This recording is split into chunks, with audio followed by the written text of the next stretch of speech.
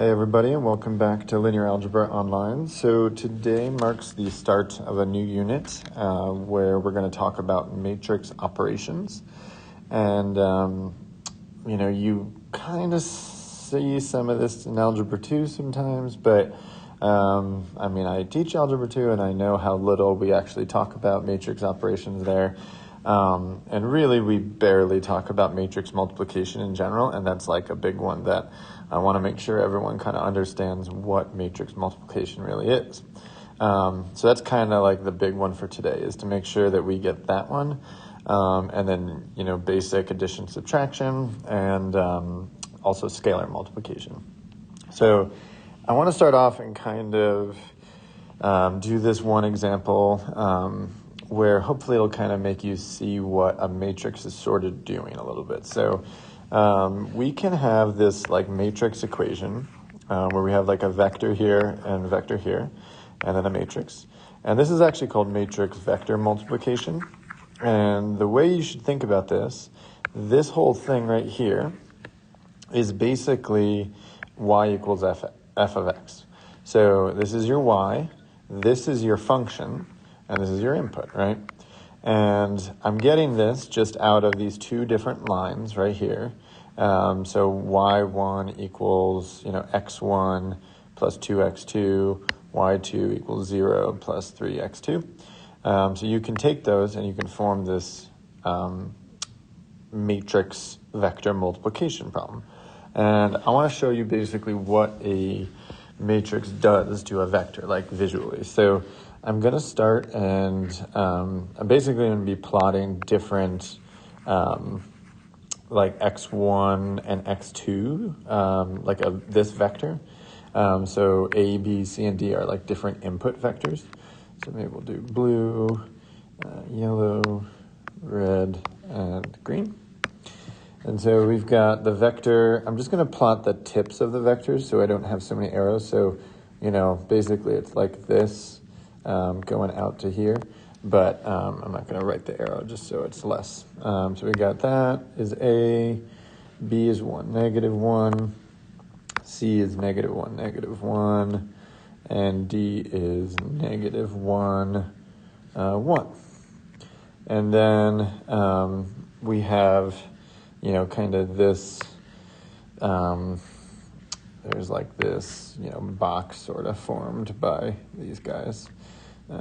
And if we apply matrix A to these vectors, just by literally plugging each one into the y1, y2, we can see what this matrix 1, 2, 0, 3 does to this vector. So I'm going to plug like 1, 1 in here. So I'll do this first one kind of out here. So, for part B, y1 is going to equal 1 is x1 plus 2 times 1, which is 3. And so y1 is 3, and then y2 is 3 times 1, which is 3. So basically, this point right here is moving up here. So this was A and A prime. And then B was here. And if you do the same thing and you plug in 1, -1, you're going to get -1, -2 down here. And then if you plug in -1, -1 for C, maybe I'll put B here, you will get -2, -2. So C is going here to C prime. And then last but not least, if we plug in -1, 1, we are going to move to 1, 3 up here. So D prime. So what this is doing, so basically we just took like a square and we morphed it into this, I just missed that. We morphed it into this sort of parallelogram right here. And one of the big things to note is actually that the origin here stays put. And you have that, like the lines are, like they're still parallel right here. That part has been preserved. So this origin staying put, but like stretching this sort of thing out, is actually like what a matrix does. It basically moves vectors, like we just took, like if I just draw the arrow for A, in this case, all it did to A was basically stretch it out, scaled it up.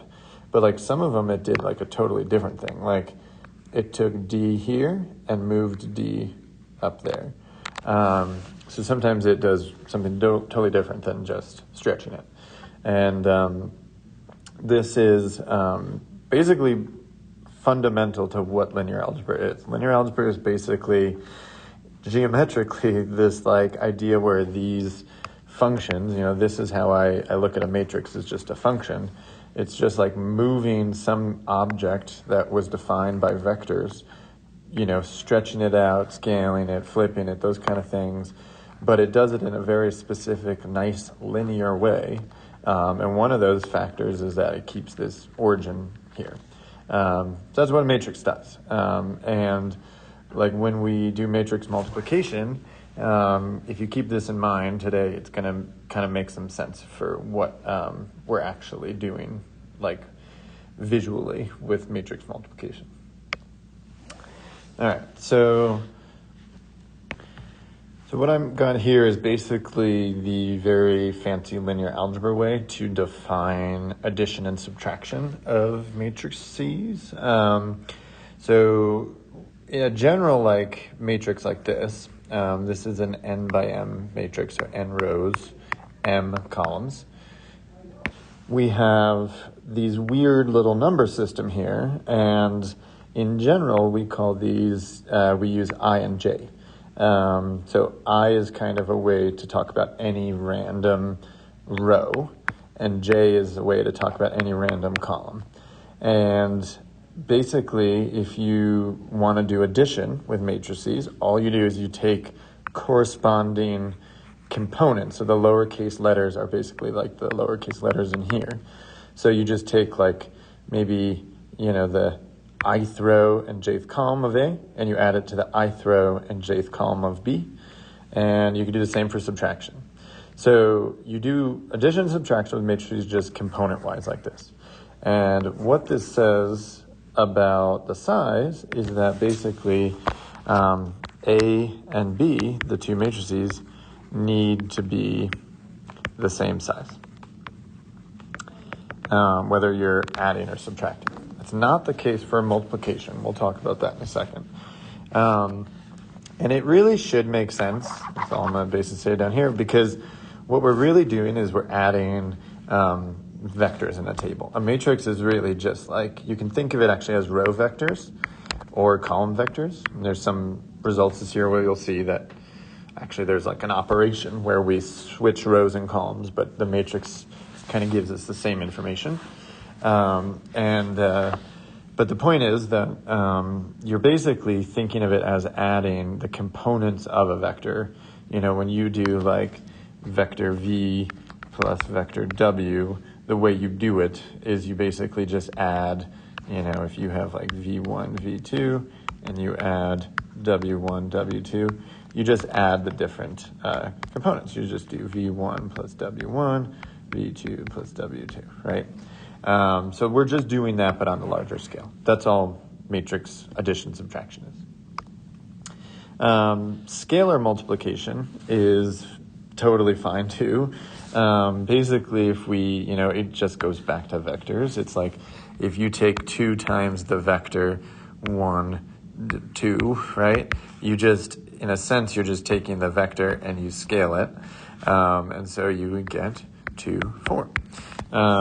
And so you can just do that where you just multiply every little ith row and jth column of the matrix by that number, whatever C is. So, I'm not going to ask a lot of these kind of questions. This is actually a Algebra 2 question that I I don't actually show them this because I think it scares them a bit, but I do give them this kind of stuff, and you should feel very comfy with this kind of operation. I'm not going to actually probably go through it right here. I think I'll just copy down the answer, and you can pause and make sure that you understand how I get that. So I don't think this would be too much of an issue. So I'm going to write down the answer, and hopefully you understand how I got that. All right, so I'm not going to go through it again because I think that you guys can all do this, but this would be 3b, 2a, and then this would be 3b minus 2a, assuming I can do arithmetic, which is a big assumption. All right, so like I said online, really before I would want you to kind of be watching this part of the video, I really want to make sure that you watch that awesome 3 blue 1 brown video, that matrix multiplication. So a matrix on what it does is it basically scales a vector and maybe flips it around or, shrinks it or whatever. And when we start doing matrix multiplication, what we're really doing is function composition. So it's that idea where kind of back here, you might take this thing and you turn it into this, and that's matrix vector multiplication. Then you could turn this into some other sort of 2D thing, and that would be matrix multiplication. It'd be you have a whole nother matrix stuck kind of in there between the equal sign and this other one.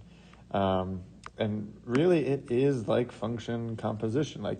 A times B is f of g, and the x is just sort of the implied vector that the matrix operates on, basically. So that video is great because it shows the visuals in a really, really nice, basically way. I think he uses Python to do it. I can't do that, and I need his help to basically show you guys what's going on. But,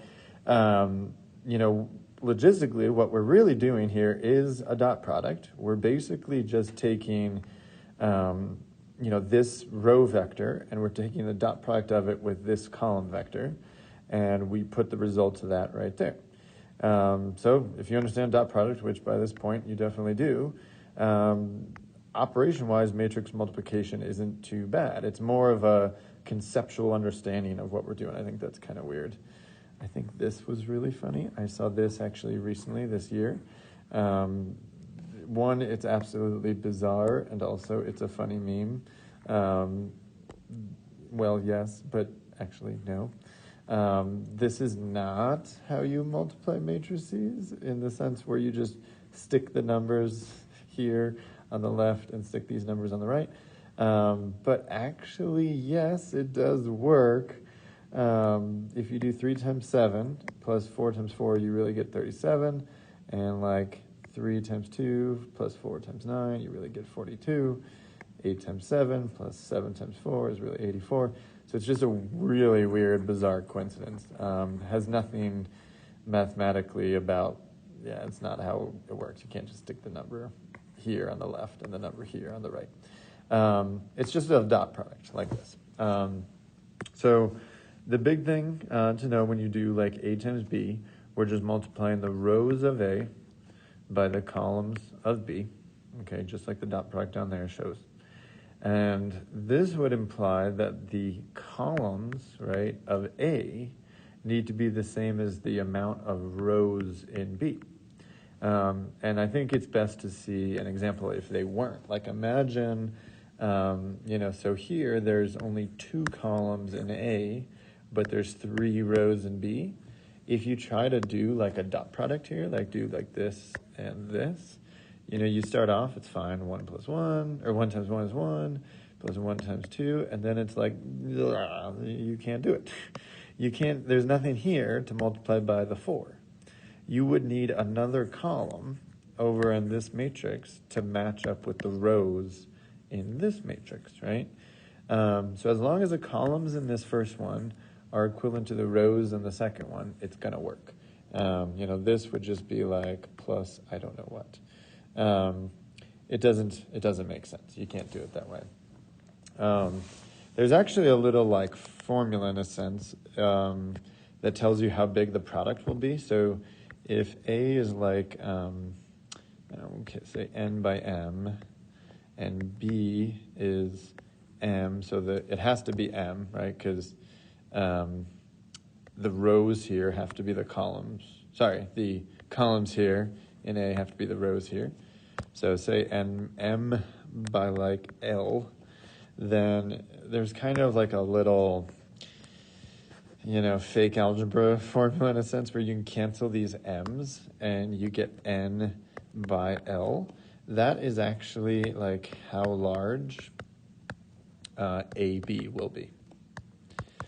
So if you actually do, you can think like, you can think about a matrix like 1, 2, and multiply it by a matrix -3, 4.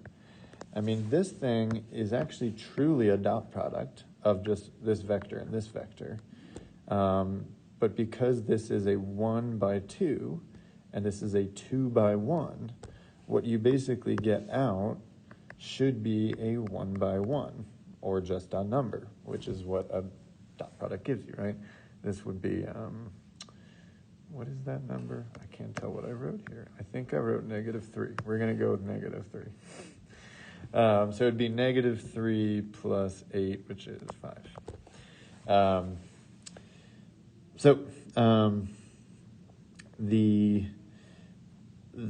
The conceptual part of what we're doing here, I'm gonna leave to this awesome video that I posted. The functional part of what we're doing, I think I explained pretty well here. The size is really important. It really is basically just a dot product. It doesn't work in this magical weird way that makes me feel really not good that's a thing in the math. And see if anyone, this is a challenge to you guys, can anyone find a non-trivial set of two matrices where this also happens? I haven't really spent time to think about it, but I want to know another one. There's got to be more. It's so weird. But that's not how you normally do it. This is how you do it. Okay. So this just kind of sums up what was in the 3 blue, 1 brown video. What we're basically doing is, if we have, again, some object, like a 2D, square or whatever, you can think of the corners, or really anything on the edge, being represented by a vector, right? And after the matrix is applied to it, it moves those vectors and translates the image in some way. And he does this great visual explanation here where he discusses we just can do a rotation on this vector and then follow it by a shear, and we get this new matrix here, which acts as basically f of g of x. And he just gets this functionally from doing 1 times 0 plus 1 times 1, which is 1. And then 1 times -1, which is -1, plus 0, which is -1, right? 0 times 0 plus 1 times 1, 0 times -1 plus 0, so 0. And so matrix multiplication is, you should think of it as just doing one of these and then another one. It really is like those algebra 2 diagrams where it's this is f, and it takes f to f of x, and then you do g, and now you get g of f of x. That is all we're doing. We just happen to write it as A, B, and that's how we write matrices. But the B is basically the first function, and the A is the second. So just to kind of show you one that I want to, you to just make sure you've seen one fully out, I just want to compute AB here. So if I do AB, I'm going to multiply this row times this column, and then this row times this column, this one times this one times this. Then I got to go this second row times the first one, this times this times this, and this times this. So I'm going to put in, I just have it worked out, but if you do the first row, top row in A times the top first column in B, you're going to get 12. So then if you do, so this is basically, I'm going to try to color code this. So this row, this column gave me 12, okay? This row, this column would give me negative 8. This row, this column would give me 0. This row, this column would give me negative 4. And then, let's see if I have enough colors for this. This row, this column gives me 2.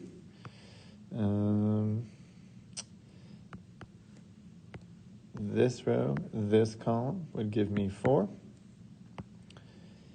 This row and this column would give me negative 5. And then I'm running out of colors. This row and this column would give me 7. And I'm going to change this to white. There we go. So I'm going to erase these colors now here too, so we can see this a little bit better. But that's how you would do it. And you know, if you try to do AB, we did AB. If you try to do BA, you're not going to be able to, because the size issue again. So, you know, basically B is a 3 by 4, and then we're trying to multiply that by a 2 by 3. And since these two numbers here don't match, we're not going to be able to multiply it. Like, you could try, but it just literally would not work. Like the same way it's not going to work here. If you start doing it, right, you would do this row and this column, but you would only get to do the first two. You do negative 4 times 1 plus 0 times negative 2. Then as soon as you get to the 3, you have nothing there to multiply it by, so it's not going to work. This actually is a good example of why, so hopefully you've seen this before, but actually it's true that like matrix multiplication is not commutative. That's kind of a weird thing, maybe. You haven't seen a lot of things in math that are not commutative, but there actually are a lot of things that are non-commutative. It's actually a whole branch of math where you just work with commutative things. But so the fact that this can't even be computed really proves that you can't switch the order of multiplication and have it work out. So that's just kind of a good example to see like this idea of matrix multiplication. But matrix multiplication is not commutative. You can't do that. So I just want to do one more example. I want to compute this messy thing. And I don't think we've really talked about what this I2 is. So you're going to see I and then a subscript a lot this year. And that's just short for the identity matrix. So the I2 matrix is that one, where it's just ones along the main diagonal. If you have I3, this would look like 1, 0, 0, 0, 1, 0, 0, 0, 1. But basically you just have ones here along the diagonal and then zeros everywhere else, like that. I'm going to erase this one because I don't need it. So, there's going to be a ton of stuff kind of like this, where we just need to do some sort of messy matrix multiplication. So let's just go through this example. So let's start by doing I2 minus B. So I2 minus B would be 1, 3, 2, 0, right? And so then if you do I2 minus B squared, it would just be 1, 3, 2, 0 times 1, 3, 2, 0. And if we, again, just do row here times this column, row here times this column, we're going to get 7, 3, 2, 6. And we're going to need a cubed. And a cubed, let me do some different color here. So a cubed would be like taking a times a squared, right? And so we also need a squared. So we have to do a times a. So if you do that, 3, 0, negative 1, 5, times 3, 0, negative 1, 5. If you do that, you would get 9, 0, negative 8, and then 25, right? So if you do one more of those, right, if you basically do A on the left is 3, 0, negative 1, 5, times 9, 0, negative 8, 25. That would work out to 27, 0, negative 49, 125. And so now you've got like all the different parts. So you can just go and pop everything in. So if you do I squared minus B, all of that squared, minus A cubed, it would work out to be negative 20, 51, 3, and negative 19. Assuming I did all my math right, which I think is true. So, this is basically as complicated as like kind of matrix operations get.